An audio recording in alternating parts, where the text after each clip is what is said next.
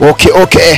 Uyu munsi tugiye kuraba igice cya gatatu cy'umukino w'urupfu. Amamodoka aragongana, ibintu vyabaye ndase, amamoto arimwe arirukanka kuri Yiji, ariko Yiji sinzi ko ari buze kumufata kubera umubiri yagiyemo n'umubiri udasanzwe. Yiji yinjije imoto muri supermarket ama muri etage yiduka, muri etage y'isoko ari buze gusohoka gute ko yinjiye muri etage. Ico twabonye twahereje tubona ruhije moto, mbega twibagije ari buze kurokoka. Kora subscribe, like na share kuri urubuga rwacu Burundi Movie Recap, hama twimanukire tubandanya. Yiji twamaze tubona arukije moto, kumbe yaguye mu mazi bana, ntacyo yabaye. Sigino yahise ibura telefone kubera yaguye mu mazi, bituma barimwe baramukurikirana badashobora kumuronka. Yiji yakije moto agenda kuri wabo wa mukobwa, n'umukobwa yamukunze bitunguranye. Yahise amurangira ya mahera hano yashize, arangira umugore. Kumbe umugore akimara kumenya Yiji amahera yantu yari yashize, yahise amwigara amahita aramurasa. Yiji yongeye kwisanga ikuzimu, kumbe ujya mugore yamugambaniye bana. Yiji byaramucanze, kumbe ujya mugore nta nuko yanakunda n'uyu muntu n'uyu mubiri ninjiyemwe. Urupfu rwaratwenze rutwenga Yiji cyane, ariko Yiji ntabwo bayigeze agira kubera ahantu yari yarangiye ujya mugore ntabwo hariho amahera ya nyayo. Yahise apanga kuyasubiramo agiye mu bundi buzima. Akimara kuraswa ahantu yisanze n'ahantu haba hatari cyane, yisanze mu gasho, ari mu gasho k'abana, ariko bahise bamwimura bamutwara muri gereza y'abantu bakuze. Yatanguye kuzunguruka arabe gereza imeze gute.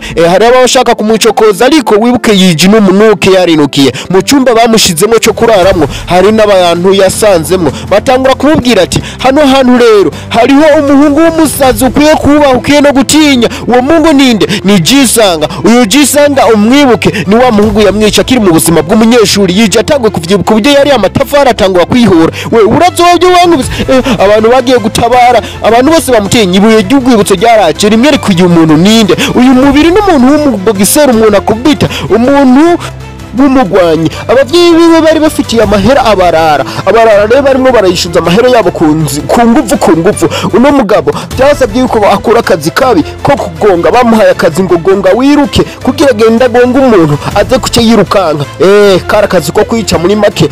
Hari umugabo yari arabaraba, umugabo yibereye mu modoka ajya ni yacana n'ikibiriti. N'umugabo ntumwibagirwa kubera dufise impamvu mba nawe kubwiye. Yije akimara kugonga bamutwaye mu rubanza kugira bamucire urubanza, ariko wa muntu yagonga yapfa, bituma Yiji adashobora kwiburanira. Yiji bahise bamutwara bamuca imyaka 5 kugira azofungwe. Yiji yatanguye gutera ubwoba abantu bamuhaye akazi, avuga ati je nzobarega muzanye ibintu by'ubujinga mutanyongeje amahera.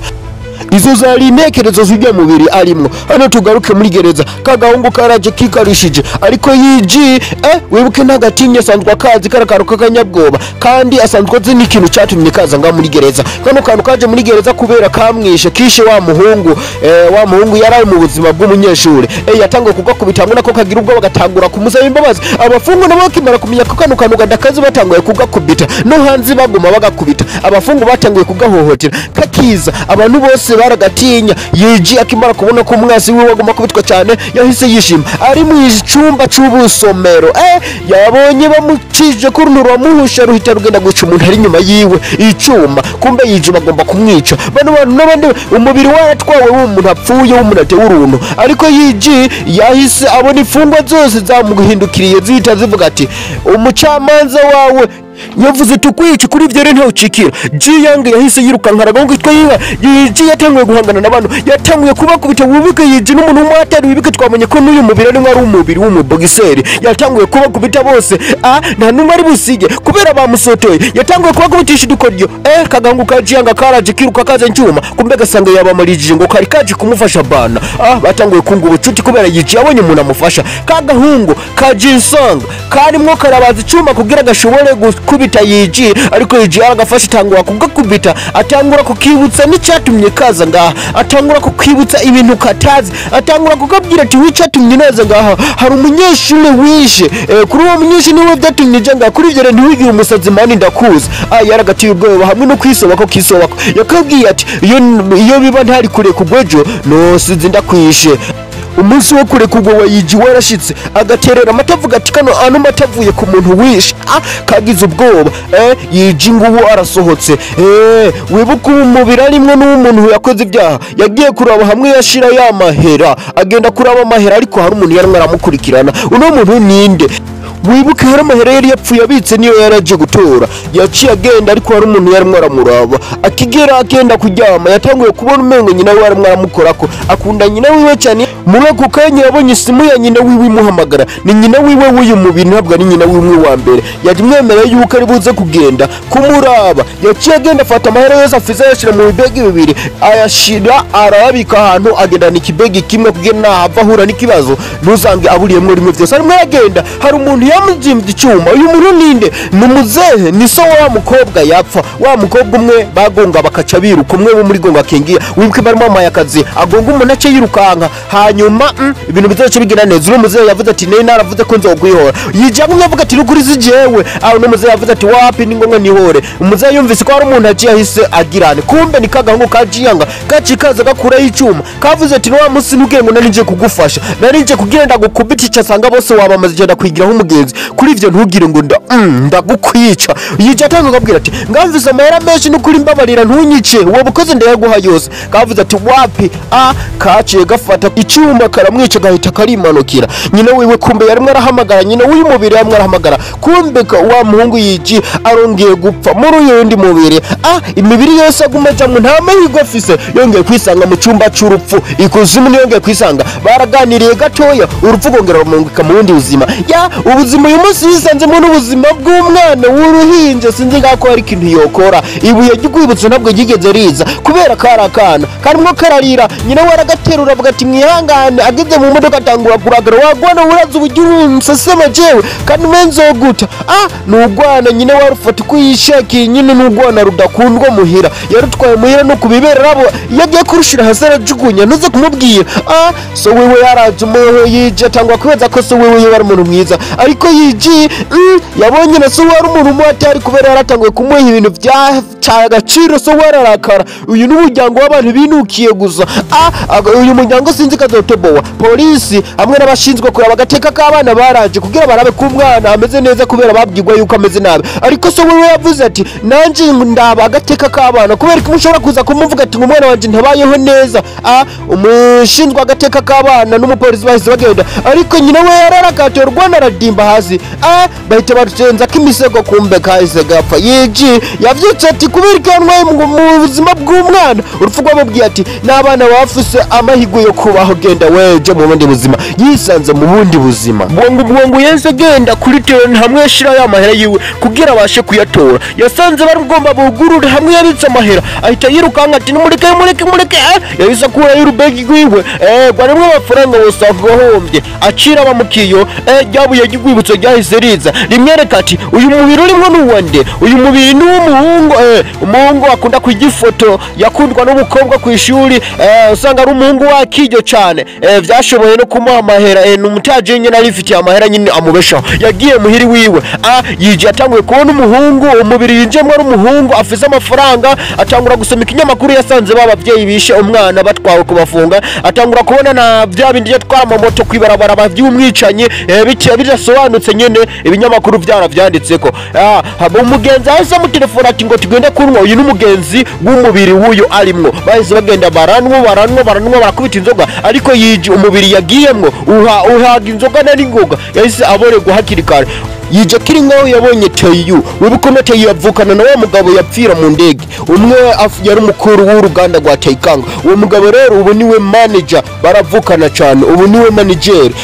Yije mu gatondo yabyutse yabayihoyi mwene wabo yaje kumuvyura amubwira ati no restaurant rero je ngomba gende ndayigusigaranye kugira uzoyiteho. Ariko yije yavuze ati inyuma y'imisi ngaho wana jenjo kirayifunga. Yabivugiye mu bwenge ariko ntiyashobora kubisurura ariko yahinduye ivyimvira aho yabona Yesu wibuka yera mukunda cyane. Yatanguye guhindura ivyimviro atangura kwibuka ubuzima bacanyemwo nubwo yamugambaniye akamona yagiye kumusereva ariko yamusereva atetemera cyane wibuka aramukunda. Yatanguye kubaza mwene waba mubwira ati none ujya mukobwa bimeze gute. Mwene we yatanguye kumubwira ati ujya buri musaza ngaha buri kagoroba.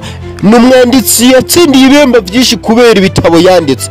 Arandika ngo gwinurore yanditse ibintu byinshi niyo mpamvu wamuhaye ibihembo. Yije kimara kuvyumva byaramutangaje cyane atangura kuyumvira ko kumbe Jesu wasigaye akaze nkuko yirukase kugura igitabo yanditse kugira arabe umukunzi wiwe yanditse iki yaguze igitabo atangura kugisoma ariko uko yagisoma yabona umengo Jisoo hari ibintu byagenda bihuranye n'ubuzima bwiwe uko byabanye yahise atahura kumbe ko Jisoo yamukunda cyane nubwo yamubona umengo ari kumunindi magakumbe wapi yabifashe nabi yabifashe kutari byo mu iduka riraho yabonye ikaramu acayibuka yuko iyo karamu yari yashatse kuyigurira Jisoo ni ikaramu izimvye ni ikaramu y'agaciro acayibuka ko yazimiye wa munsi ibintu vyiwe binyagirwa umunyirinzi yamusohoreye yije kiri ngaho yabonye Jisoo azanana na wa mugabo yigira kumuzora mu modoka amuha n'indavyo kumbe ujya mugabo bivukana na Jisoo ni mwene wabo